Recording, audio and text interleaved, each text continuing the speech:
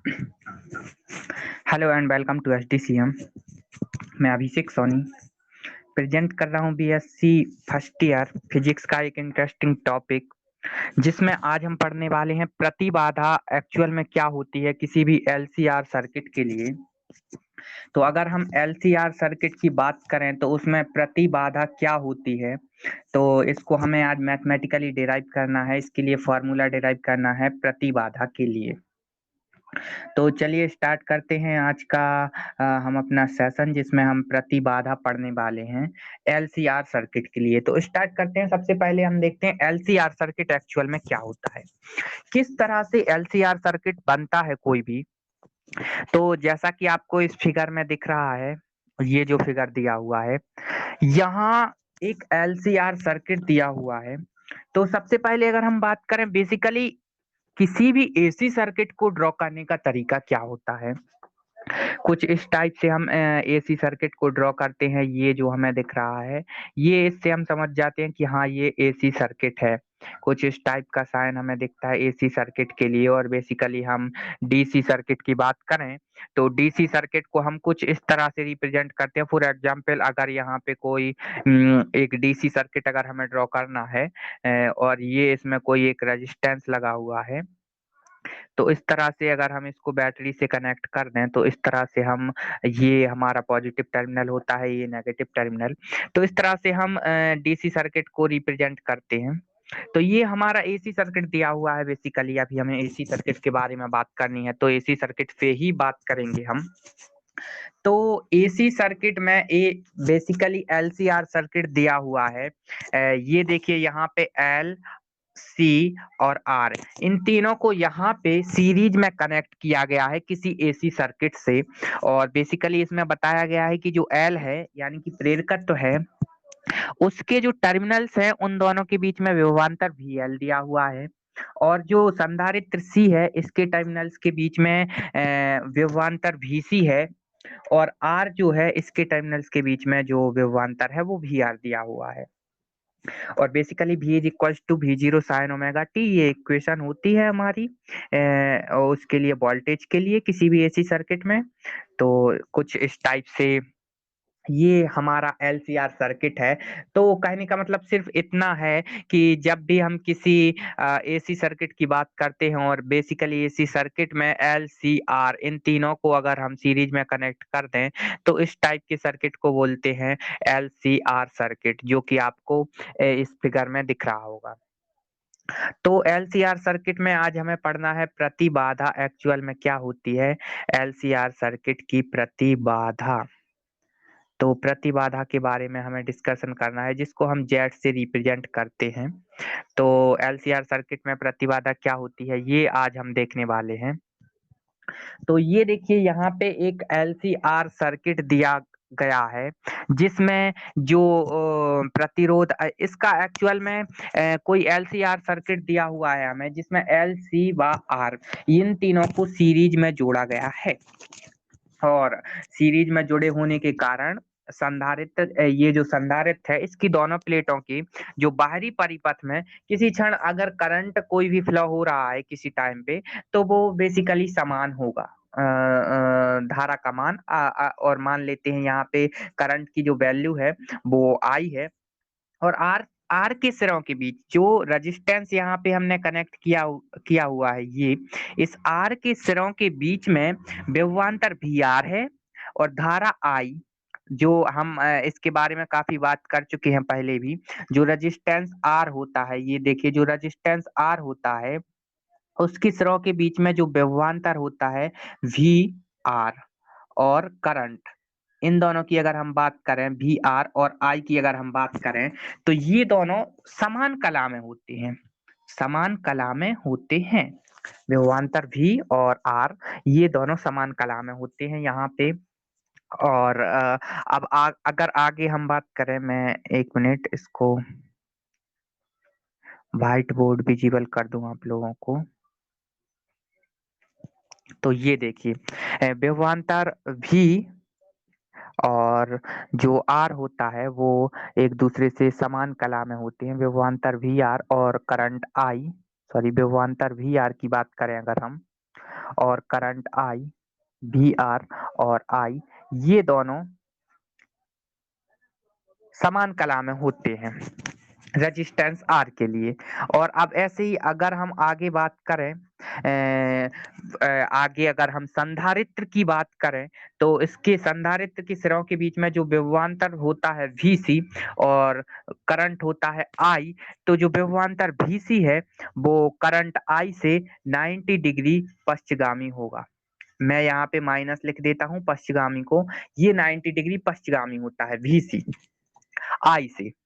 और ऐसे ही अगर हम एल के सिरों के बीच विभवांतर की बात कर लें, कोई इस टाइप से जो एल कुंडली जुड़ी होती है, इस तरह से हम प्रेरकत्व तो एल को रिप्रेजेंट करते हैं, तो एल के सिरों के बीच जो विभवांतर होता है वी एल, वो करंट आई से 90 डिग्री अग्रगामी होता है।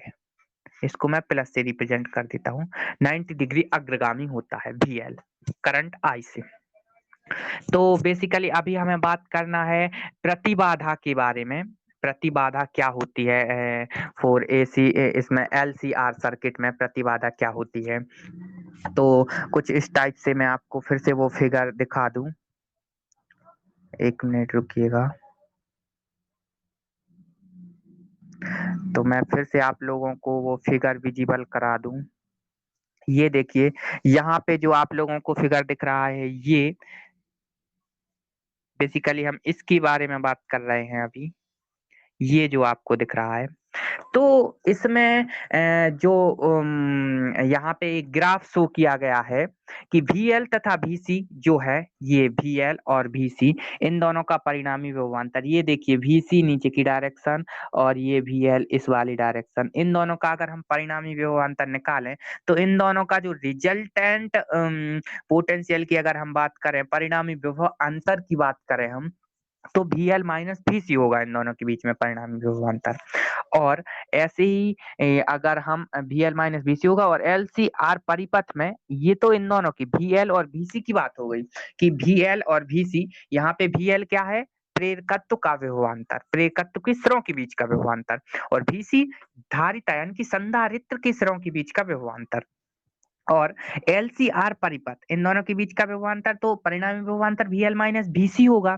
लेकिन LCR परिपथ में इन तीनों के विभवांतर का परिणामी विभवांतर अगर हम V माने, इसको हम रिप्रेजेंट करें अगर V से, तो इन तीनों का परिणामी विभवांतर होता है V का स्क्वायर। ये देखिए, इन दोनों का परिणामी विभवांतर कुछ ये होगा, ये यहाँ पे इन तीनों का परिणामी विभवांतर है, और VL माइनस VC इन दोनों का परिणामी विभवांतर, और VR यहाँ है।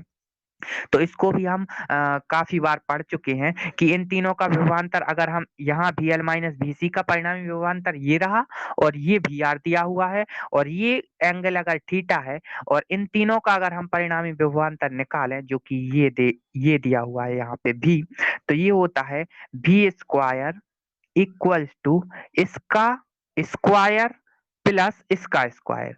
तो ये हो जाएगा VR का स्क्वायर प्लस, और यहाँ पे हो जाएगा ये VR का square plus VL minus VC का स्क्वायर। ये होता है इन दोनों के बीच में, इन तीनों का एक्चुअल में जो रिजल्टेंट पोटेंशियल डिफरेंस होता है, परिणामी विभव अंतर इन तीनों का, ये निकल के आता है V square is equal to VR square plus VL minus VC का होल स्क्वायर। तो इसके बारे में हम डिस्कशन करेंगे, इसको हम लेंगे। तो डेरिवेशन आप देखते हैं आगे हम किस तरह से इसको डिराइव करेंगे प्रतिबाधा के लिए। अगर हम प्रतिबाधा की बात करते हैं तो कुछ इस टाइप से मैं आपको व्हाइट बोर्ड विजिबल करा दूं। ये देखिए, यहाँ पे ये इक्वेशन हम निकाल चुके हैं कि जो परिणामी विभवांतर होता है V स्क्वायर इक्वल्स टू होता है VR का स्क्वायर, VR का स्क्वायर यहाँ पे R सफिक्स में है, प्लस VL माइनस VC का स्क्वायर। ये देखिए VL माइनस VC का होल स्क्वायर। ये इसको हम काफी बार पढ़ चुके हैं, और ये भी हमें पता है कि अगर हम यहाँ पे बात करें कि V R is equals to होता है, ये देखिए यहाँ पे वी आर इक्वल्स टू होता है आई आर। ये बहुत ही ज्यादा कॉमन बात है, V R is equals to होता है आई आर। इसको हम इक्वेशन नंबर 1 मान लेते हैं। V R is equals to होता है आई आर और वी एल इक्वल्स टू होता है V L equals to I into X और सफिक्स में एल। तो वी एल इक्वल्स टू होता है आई एक्स एल। और अगर हम वी सी की बात करें तो वी सी इक्वल्स टू होता है V C equals to I X C. ये होता है VC की value.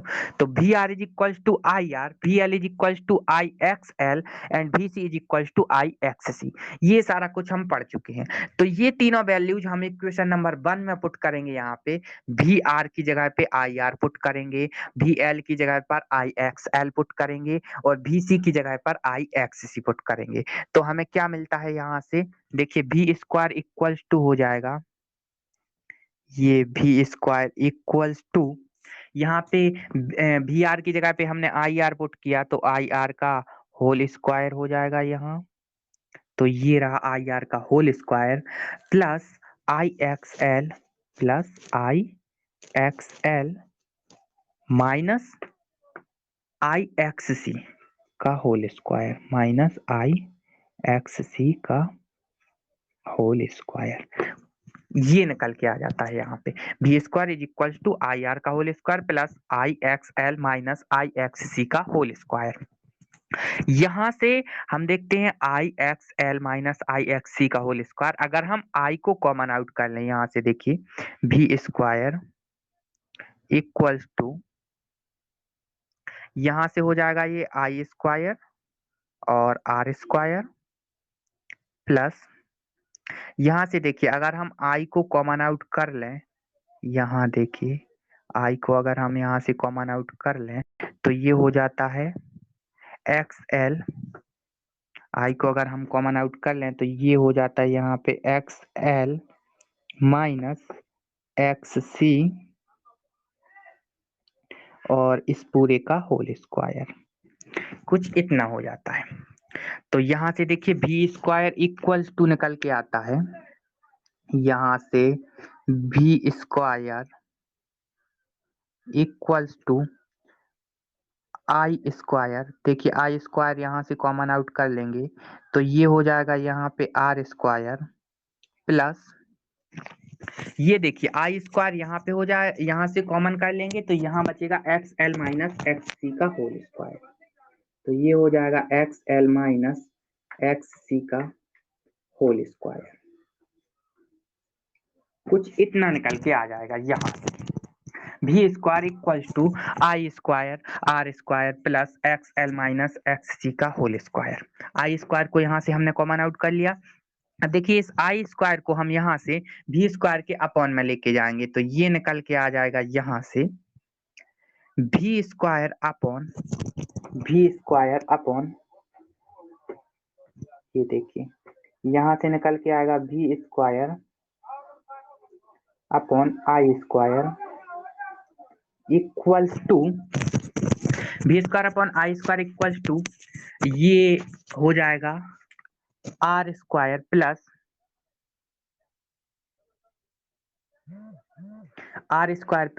X L minus X C का whole square, R square plus X L